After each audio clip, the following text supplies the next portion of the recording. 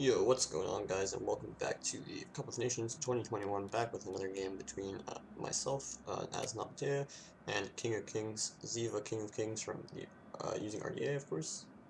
Um, Same map as last time, so a bit kind of whack, but this should be an interesting match because both sides have kind of different playstyles, but they kind of overlap in some areas also, so it's a very um, symmetric and yet at the same time anti-symmetric matchup. So let's go over my army first.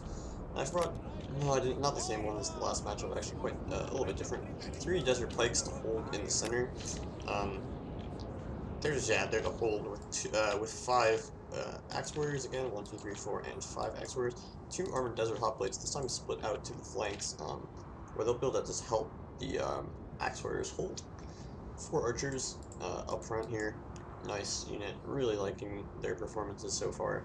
It's dominating the battlefield. It's really not worth enemy slingers to shoot them because they just have so much armor. They're spread really wide. It'll take forever for slingers to do anything to them. And so they can just shoot at will at enemy targets. And I also have 1 slinger in the back here, just in case. Can also be helpful at warding off enemy Jav Cav that sneak around the back. Cavalry force here, 3 Nabataea double cav and 2 desert heavy lancers. Now in this matchup, Ardiaei of course is going to bring a lot of javelins to the table, so the heavy lancers really need to stay out of the fight early on when they can take a lot of damage. The later they survive, the more impactful they're going to be, so the noble cav are going to have to take the beginning of the battle and let the lancers survive until late. The point of the pikes is really that they're going to be the ones locking down the noble hoplites, and this is sort of the similarity between the two factions, is that both Nabataea and Ardiaei, of course Nabataea, when they go for this sort of army, are going to be relying on hoplites plus cheap axe warriors. And yeah, you can see with Ardiaei it's the same thing, they're relying on the noble hoplites and then the axe warriors. But my idea is, since my cavalry is very much superior to Ardiaei's cav, I'm going to take pikes and hoplites, so my army is a bit cheaper. If I took like 4 or 5 armored desert hoplites, it would cost a lot. I couldn't go for the archers or the expensive cav. So the pikes are gonna go against the hoplites, just hold them in place, while my axe warriors and my own hoplites fight on the flanks against marines and mercenary axe warriors of Ardiaei, and hopefully if I can tie enough units down, that'll activate my cav. Let's say there are, if the marines can get tied down, if his cavalry can get isolated outside of the support of his Tarentines, then my cavalry can go to work, kill his cav, start getting rear charges, and all that. And meanwhile, my archers can be firing all the time at key targets. Even his Jav Cav might be a good target if they're in range, just getting them out of the way, forcing them back so they can't shoot my Cav.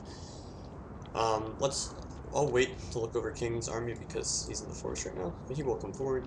So right now I'm spreading out wide because I can see his max width here. It's pretty narrow, and Ardiaei really has to be kind of narrow because they don't have the Cav support to go wide against 5 cavalry of Nabataea. They're just going to get trashed wherever there's no Cav in support, and also the Marines, right? They have 80 range, so they need to be kind of in close proximity to the rest of their units so they can get those javelins out. It's probably like that. That's 80 range, maybe a bit more. But yeah, they need to be close to their supporting units to get javelins off. So he can't really afford to be very wide himself because that will really play into my hands. And what this means is my archers are going to get out to the flanks and look for flanking shots on axe warriors, especially on this flank where they can get right-sided shots. These archers, I can't also go too wide myself though, because I just don't have that many infantry units. You can see there's like massive gaps already in my lines. So yeah, I can't afford to be too wide myself. Also, I would need to cover more ground from Tarentines that flank behind. It would be much harder. But right now, King looks like his Tarentines are in reserve. Some of them are in the forest, but he does have 3 of them back here, and so I feel pretty comfortable doing this. If he tries to stop me from doing it by flanking with Tarentines, I might have to reconsider my approach. But for now, it's all good. So I'm a bit wider, yeah, on this side so I can flank and get those shots, whereas here you can see our widths are pretty equal. I'm just a bit wider. Okay, so now here comes King's army out of the forest, so let's go look at that. He does have 4 Illyrian noble hoplites, one of them is in the forest there. So very, very strong melee force, and he has 4 axe warriors in support. Axe warriors all out on the flanks, which does make sense. He's going to hold the center with his noble hoplites. There's the 4th one right there, and flank with the axe warriors and the marines. He does have 2 marines. There's a max 6 marines and 6 marines and noble hoplite total. So he has 4 noble hoplites, 2 marines. He does have 1 Illyrian Therios Spear to make up the 11 infantry, so 4 axe warriors, 2 marines, 4 noble hoplites, and 1 Lefty Therios Spear. Here, his cavalry got into range, so I'm just going to take some pot shots with my archers. Cavalry always a good target for archers. They'll just totally demolish cav units. And you can see it's kind of a blob here too, so I'm going to get extra shots into like other units as well. But yeah, you can see 2 volleys starting from full HP, and we get a kill there, so not great. Could be better. Here though, my flanking shots are going to be absolutely devastating because there's no shield on this side. So a lot of the shots are going to come in and do really good damage. And you can see, yeah, 3 casualties on the first volley there. Whereas frontally, well, I got 3 casualties, but after like 2 volleys. So I'm just kiting a little bit here. You can see I'm using this kite to get more on the flank. That's the plan. And you get my cavalry over here in support. But you can see he, I didn't go over the rest of his army, sorry. He does have 3 slingers, 2 Tarentines, or 3 slingers, 3 Tarentines, 1 peltist, and 2 Illyrian cav. I did say, I did call it the Therios Spear. Sorry. So yeah, he does have a lot of javelins in reserve. So I think King's thinking is I'm going to keep my Tarentines back here because I don't want enemy cavalry coming in behind, right? I cannot go behind when he has 3 Tarentines here. My cav will just take too much fire. But you can see his cav here down to 55. This cav did fall back, losing men.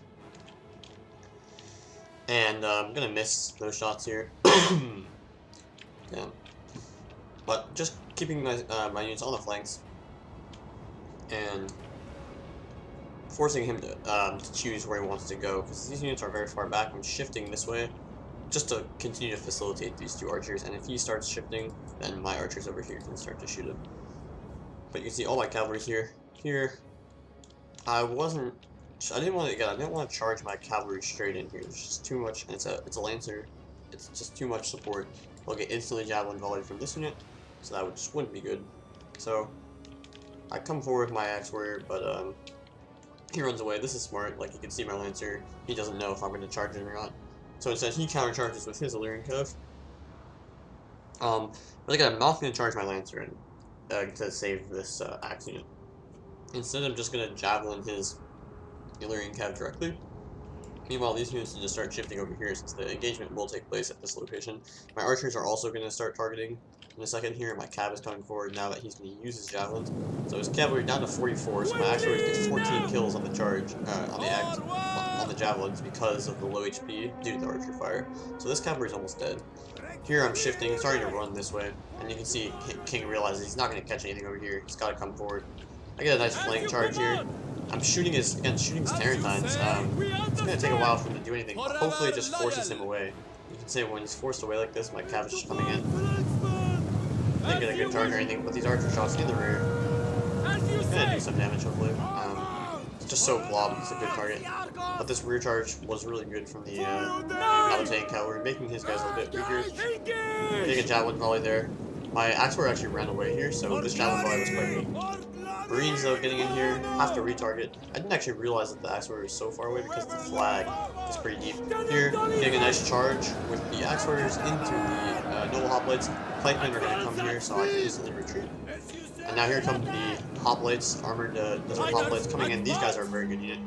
You can see noble cav getting out before they're taking too much losses. Here another charge, so my cavalry superiority coming into play. I'm a bit far away on this flank, to be honest. King is much more concentrated than me. And this could be bad, but I have all my pikes here, so it's gonna be hard to actually break through anywhere. You can see I have like basically a pipeline here. Both of his this noble hoplite is just fighting 2 pikes. I'm getting onto the flank with this pike unit, which is nice. Here, again, just rear charging here instead of fighting his general. And now his general is so committed here. You see here, these cav were just forced to run away. But quickly, his general gets engaged here, and all of my archers are pretty much in range. So I'm just gonna start to focus his general because the flank is exposed. He's fighting like 2 pikes and an axe warrior, so he's not going to really be able to get away from this fight easily. And if he does, he's going to face my rear, so I'm just going to start blasting his noble hoplite. If I can kill his general, that would be nice. Here, this hoplite's going to start taking massive casualties on these pikes. You can see the pike's doing really well. Nothing really getting inside the lines. 98, 108. They're totally fine here.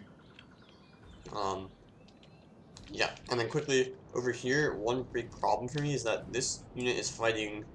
These two units are fighting one Illyrian Noble Hoplite, and that means that this Marine unit is unaccounted for. Really, ideally, I'd have an Axe unit fighting this Marine, and I could just, not worry about the Javelins. But here, he has one more unit on the flank than I do, which is not good because I can't really fight this unit because of the Javelins. Over here, one Axe Warrior was really exposed, so I just charge it and then fall with the Axe Warrior. It's going to be an easy win. Just shifting everything over here now. You can see he has like 3 units here, so he was more concentrated than me on the right here. But now he's just kind of running away. It's kind of weird. He's trying to re-fight over here when probably he should have just tried to overrun this flank, like route this hoplite or pikeman, sorry, and then just start busting through here with his Tarentines like flanking around. So his Marines here, they're using javelins on my archers. I'm just gonna let him do that because as soon as he runs out of javelins, I'll be in a good position to just dominate. Here again, another nice charge. Take some javelins, but not the most amount of javelins. Even on like a slight uphill here, maybe not. But yeah, good charge for me here. Axe Warrior is going to follow up and again do massive damage. We're already winning on this fight very easily. Here the Marine finally gets double charged by me, but again, I can't really stay in this fight, so this isn't great. Armored Desert Hoplite gonna kill off an Axe Warrior here. This Noble Hoplite will be winning, but his General is gonna start to take some massive fire. One pikeman did get routed, but one Illyrian Noble Hoplite also got routed, the one that was fighting here in the center. And now his General is just in a tough spot, getting shot, getting attacked from all sides pretty much. Down to 65, so it's going to go down here. He has this Marine on the flank, which is annoying, but my Armored Desert Hoplites did win. I'm shifting over units here, so Armored Desert Hoplite and a Pike fighting against a Noble Hoplite. It's going to be a pretty good fight for me, with the Pikes just like supporting. Here he's going to... this Axe Warrior already routed, so now I'm just pushing around the flank. This Cavalry is pushing around the flank, and this is starting to look really good because he is running out of units to block my cav, right? There's not a lot of reserves left, just the Tarentines pretty much, but his slingers are soon going to be open. This Peltis does get some nice volleys on my noble cav, and their morale is just so trash. 55 morale. They're already yellow just because they got shot a little bit. It's kind of insane. But I'm already winning on this flank. You see archers pummeling these hoplites in the rear. It is in the forest, so it's not going to be great, but really... you can see a lot of the bow shots just like not making it, which is annoying, but he's getting shot in the back, so these shots are just going to do a lot of damage, combined with the 2 units that are here. Actually, no, I withdraw the pike. Yeah, the hoplite actually just ran out of this fight, because the pike will do well. General is going down, his cavalry is getting charged.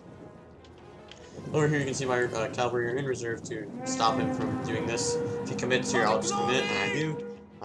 So those Tarentines will die. This Armored Desert Hoplite just screening against his cav. Just running my archers back, but really there's no problems here because my axes are just winning in the center. So basically I think what this came down to was getting free kills on this flank when he kind of overcommitted, and then just like the archer fire from the flanks and focusing his general in the center, and good use of my pike units in general to slow down his hoplites while I just dominated the flanks with my cav superiority. I think he was a little less active than he should have been with his Tarentines though. They were behind his lines the entire time, which did prevent me from fully flanking, and they got some good javelin volleys on my cav, but he could have been threatening my archers, right? Like, if he goes behind with the Tarentines, I literally have no units in reserve to stop him from threatening my archers, except for my cav, but his javelins will do massive damage to the cav, so that would have caused a big problem for me, I think. But you can see, look at the kills on the pikes, very nice, 83 in the center. This one did get routed eventually, at 22 here, but very healthy pikes. Axe Warriors doing well. These two ones just killed Axe Warriors for free because I got a nice cav charge into the enemy Axe Warriors and followed up with mine. Hoplites doing very well. These guys always pretty much seem to do exceptionally well. Archers, of course, all kills on noble hoplites and cabs, so very valuable kills. Even though not too many, they had a lot of ammo. The slingers really didn't get into the action too much. They were just sitting behind my lines. Desert Heavy Lancers, nice kills, and again, didn't take a lot of fire early on, so that's nice. So yeah, Noble Cav just did a good job getting those initial charges into enemy infantry, and then letting my Axe Warriors finish up. So yeah, over for a King here. Yeah, Hoplite's just not doing that well. His General on 69 kills there. Cool, but not very good. Illyrian Marines 47, 43. Yeah, you expect more from them. They just kind of got tied down. One of them was just like could have been dangerous, the one that was unopposed on his right flank, my left flank. I could have just kept pressing forward, but eventually it just got caught in no man's land. I don't think it had any javelins left either, so it just was kind of a sitting target for my Kev. Axe Warriors, yeah, not doing very well. These chevrons were all just because he had extra money, I'm pretty sure. I would have liked to see 3 Lyrian Cav here instead of the Peltis. Like, I don't think you need the Peltis, and maybe a Celtic instead of the Thurio Spear. I mean, Cavalry is obviously a big problem for Ardiaei, but with Celtics, you're going to allow, like a Celtic here and extra Cav, you're going to allow your Marines to sit back more instead of having to be in the main line fight, and they'll be able to use their javelins however they want rather than being tied down in melee where they can't throw any javelins at all. Yep, the Peltist also didn't really get into the action at all. It was just kind of screening one flank. His slingers did okay, but I don't know what they were shooting necessarily. Probably pikes. I saw some fire going into them. And yeah, that's pretty much it. Yeah, this is a strong performance from Nabataea overall. I think I got the idea pretty much right in terms of my cav usage, and Nabataea is pretty much always going to live or die by how well they use their cav and their archers. So anyway, thanks for watching, guys. Hope you enjoyed. See you in the next one, and peace.